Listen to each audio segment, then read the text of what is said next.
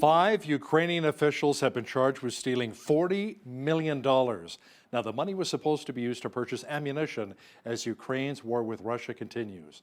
Now, to talk about this in more detail is our foreign affairs expert, Lisa Daftari from the Foreign Desk, who joins us from Los Angeles. Lisa, that does not instill a lot of confidence in countries such as Canada and the United States, which has been supporting Volodymyr Zelensky in his war with Vladimir Putin. Oh, and let me tell you, this is just one example of, I am sure, many, many more examples of embezzlement, money going in the wrong hands, even the weapons purchased with the aid that was provided falling into the wrong hands. This is one case when these 5 individuals that are facing up to 12 years in prison took the 40 million that was supposed to buy, I think, 100,000 mortar shells, and instead obviously went to the wrong place. Now, the only reason that we are finding this out is because Ukraine is trying to be more transparent, try to crack down, so to speak, on this kind of fraudulent business because they want to become part of NATO. So they're trying to say, oh, look at us. We are doing autocorrect and we are looking at our own and we are finding those who are taking advantage of that aid money that all you wonderful people in the West are giving us. So look, the war continues. It's awful. I know many people are very much proponents of giving Ukraine as much aid as possible to ward off the Russian threat. But, how many years into this do we have to go to realize that there is really no solution in sight? There's no off-ramp for Putin. It looks like this is his call, his shots, his decision to make as to when he wants this to end. So we're hoping for, some better resolution soon, some sort of compromise soon. And of course, in the meantime, I'm sure we will uncover many more cases like this one. And no call for peace talks as of yet between Putin and Volodymyr Zelensky? No, but it looks like Zelensky's turning a corner only because it seems like the aid has slowed down. Obviously, here in the United States, there is much more pushback with regards to different legislative bodies not wanting that aid to go to Ukraine, or at least, having some sort of conditions, or they're basically combining it with other things. I think we talked about this a couple of weeks ago with Biden wanting to push that aid bill through and then buddying it up with a border compromise. Again, horrific because both are very important and both are very different and should be dealt with differently. But as you know, this is politics, right? They buddy up things that the left wants, the right wants, Democrats want, Republicans want, and they try to get things passed that way. In the meantime, there is no actual, nothing on the calendar yet, but it looks like Zelensky, I think, has turned some sort of corner to look at, some more, constructive ways of bringing this to an end. Lisa, we had the Freedom Convoy here in Canada 2 years ago protesting government mandates, and now there appears to be a very large convoy forming in Texas, and these guys are calling themselves God's Army. What are they fighting for? So as we know, the state of Texas very, very much has taken border security into its own hands, actually fighting with Biden's administration to continue their own way of keeping the border safe. As we know, Texas is facing the major brunt of this influx, record number of migrants coming over the border. They have put up barbed wire. They have taken, other ways of blocking waterways and things like that. And of course, Biden has taken them to court, tried to, fight what the state of Texas is doing. Now, there's a convoy that is traveling in order to bring attention to border security, and they are trying to, quote, get the border back and try to protect the border in ways that they believe that our federal government is not doing and will not do. And it is absolutely too late. And I mean, the numbers last month broke records, and we have really every month in 2023 was a record-breaking month. And as a whole, the year was a record-breaking year in terms of the sheer number of migrants coming over. How I'll also bring your attention to the fact that many of these sanctuary cities are buckling. Many of them are remorseful and some are not admitting it. But when you look at cities like Chicago and New York and elsewhere, they just cannot absorb the sheer numbers. So it brings us back to the idea that theoretically, of course, bringing in all those who are poor and want opportunity and want to come to this promised land is a wonderful idea theoretically, but when it comes to application, This is not something that the United States can continue to absorb in terms of the sheer numbers. So you find them on the street corners, you see them sleeping on the streets, you see, these are not humane conditions. And that is why we have to slow the pace at which these migrants are coming into the country. The reports that Iranians enlisted a Hells Angels biker to put a hit on someone in the United States, and there's a Canadian connection or two. Yes. So an Iranian national basically enlisted two Canadians from a biker gang to go and assassinate a dissident, a very high profile dissident that was living in the state of Maryland here in the United States. Of course, this plot was foiled and they were actually uncovered. And now we're talking about the story without the release of the name of that dissident, of course, to keep his or her security. But just horrific how much, and this is really the bigger issue here is not this specific case, but more so how comfortable Iran's regime has become at not only locating these individuals within Canada and the United States, to think that they live among us first and foremost, right? So to think that they're in Canada, in the United States, individuals who are working for Iran's regime to carry out these plots. The fact that they have no fear to carry out these plots on Canadian soil, on American soil, the fact that they have infiltrated, whether it's the universities, whether it's the labs in the case of China, whether it's our government, the Biden administration, I know the Canadians as well have this issue where there are pro-regime Iranians that are informing or advising or consulting our governments as to how to deal with their Iran policy.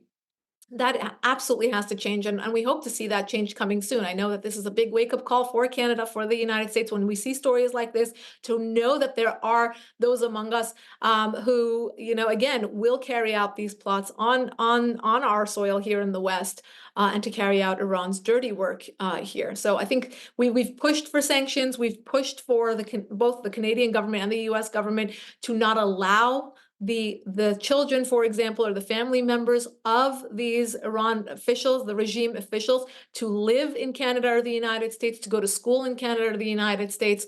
But we have yet to really do a deep cleaning of these influences here.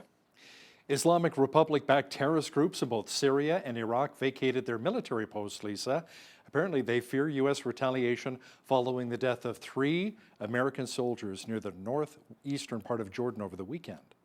Yeah, so we absolutely know that this was an Iran-backed proxy or two groups that killed 3 U.S. servicemen, and obviously President Biden has said we will retaliate on our own time in our own way.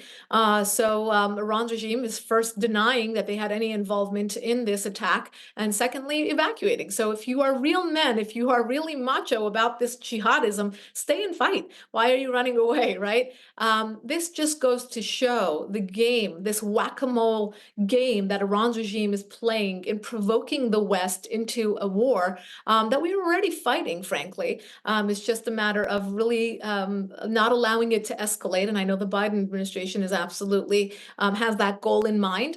But look, too little, too late. Deterrence does not start on the battlefield. Deterrence starts at the podium. It starts with foreign policy. It starts with the stance that the United States has taken for the last 3 years, which was, we want to deal with you. We will make nice with you. We will remove vital and biting sanctions. We will allow you to sell oil to China. We will allow you to sell weapons to Russia. And that is why we are where we are. And so Iran's regime will continue flexing, whether it's through the Houthis, whether it's through Hezbollah, whether it's through Hamas. And again, the Biden administration finding itself in a situation where it can retaliate or respond to these one-off attacks. But how about the bigger picture? When will this end? And when will Iran's regime get the message? Federal authorities caught a terrorist at the U.S. southern border and released him back into the country, Lisa. Now, this guy apparently roamed freely for about a year before being arrested in Minnesota recently. Yes, and this is just one example. A few things to point out here. First, the fact that there are so many individuals coming through the southern border from countries that have no relationship with the southern border. So why are we finding nationals from China and Afghanistan and Syria coming through our southern border?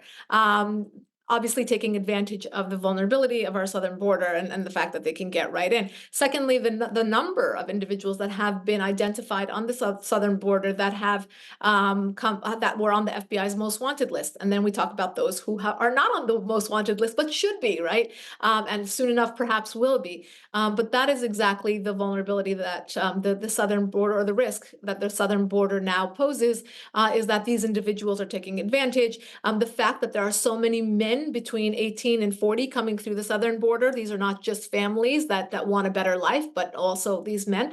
One can argue they're coming into work, and that is, workforce age, but also it is something to look at in terms of national security. But, I hope that we as a nation, and I know that these migrants do trickle up into Canada, and I know that many of these bad actors do find themselves in Canada as well. So it's something to talk about, obviously, with relation to both Canada and the United States. But I hope that we don't find out the wrong way, or in a way that will cost us much more, how dangerous this southern border is and how vulnerable it is. We know that we have pockets of terrorists. The fact that he found himself in Minnesota, there's obviously pockets in Michigan. There are places where they find themselves.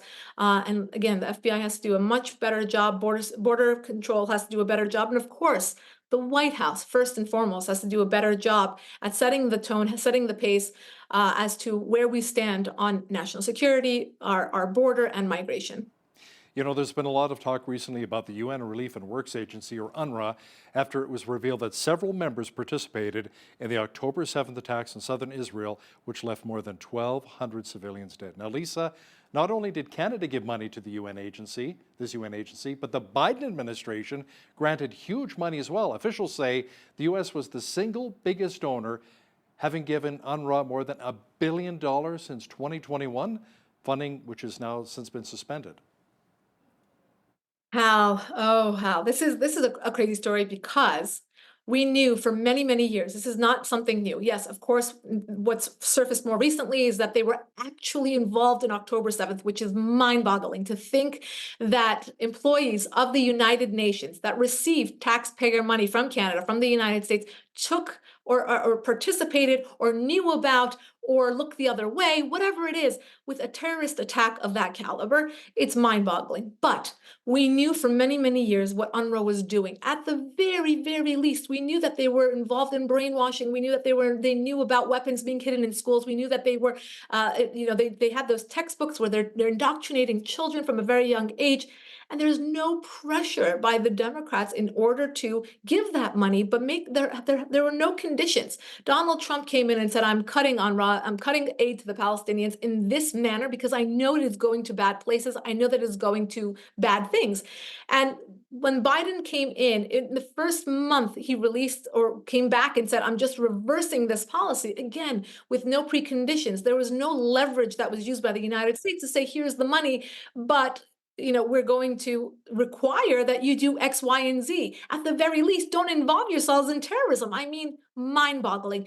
But, at least now we have many countries, including the United States, that have pulled out, that are not funding UNRWA. There's a lot of pressure by individuals like AOC, who has made it her life's mission now to demand that the Biden administration reinstate aid to UNRWA. I mean, think about that. Somebody who is a representative, a political representative in the United States, begging for the administration to give money to terrorists. I mean, we need to all be on the right side, regardless. I mean, I know that the Israel-Palestinian issue has become like a ping pong game. I know a lot of individuals who are, getting their information from TikTok or Instagram find themselves supporting Hamas or thinking that terrorism is okay.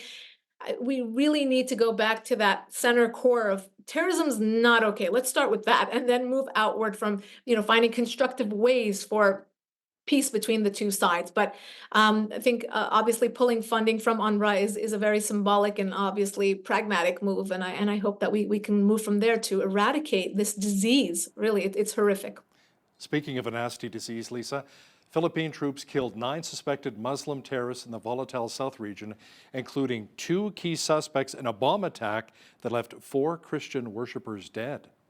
Yeah, so this is something that we have worked on for a very long time at the Foreign Desk, that war on Christians in the Middle East and around the world, I should say. This trickles because obviously these terrorists find themselves everywhere. We just had another bombing in Turkey as well, and they have just fixation towards rooting out this Judeo-Christian influence wherever they find it. So these extremists exist in the Philippines, they exist all around the world, and of course fixated on churches, fixated on those who worship Christianity. And again, it's like, how will we ever eradicate this? How will we ever get rid of this disease when it is being promoted on these social media platforms, when we find them on the streets of New York or LA or Toronto actually praising Hamas? I mean, I saw a scene out of a protest in Toronto where it wasn't just a pro-Palestinian protest, it was a pro-Hamas protest, and you see the cops bringing them hot coffee, and you wonder, I mean, how did this happen where these young police officers, and I guarantee it's not out of this radicalism, but it's just misinformation. And for some reason, the jihadists have won that narrative war, that propaganda war, and they control the media in terms of that messaging. So, I think we have to bring these stories back into the forefront. I thank you for talking about it, but this war on Christianity, we saw a war on Christmas. We did a segment on that here at the Foreign Desk as well. This fixation throughout the world to cancel Christmas, to cancel God, to cancel the Judeo-Christian God, that is, and this radicalism to take its place. Wow. She's the host of the Foreign Desk and our foreign affairs expert, Lisa Daftari. Thanks so much for joining us today from Los Angeles. My pleasure.